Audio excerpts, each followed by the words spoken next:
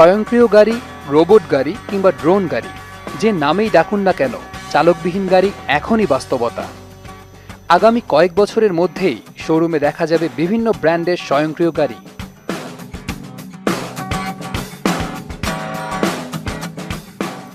এবারের মেলায় আগ্রহীদের নজর কাড়বে ল্যাম্বরগিনির হুরাকান LP 6104। বিলাসবহুল এ গাড়িটি ল্যাম্বরগিনির গ্যালার্দো গাড়ির পরবর্তী সংস্করণ। 610 ব্রেক হর্স পাওয়ারের V10 ইঞ্জিন চালিত হারিকেন গাড়িটির সর্বোচ্চ গতি দাঁড়াবে ঘন্টায় 202 মাইল। 1422 কেজি ওজনের গাড়িটি প্রতি গ্যালন জ্বালানিতে প্রায় 18.5 মাইল পর্যন্ত যেতে পারে। গাড়িটির হাইব্রিড চেসিস তৈরিতে ব্যবহৃত হয়েছে অ্যালুমিনিয়াম ও কার্বন ফাইবার। 5.2 লিটারের ডিরেক্ট ইনজেক্টেড 10 সিলিন্ডারের শক্তি নিয়ে এই গাড়িটি সুপারকার হিসেবে গ্রাহকদের আকৃষ্ট করতে পারে।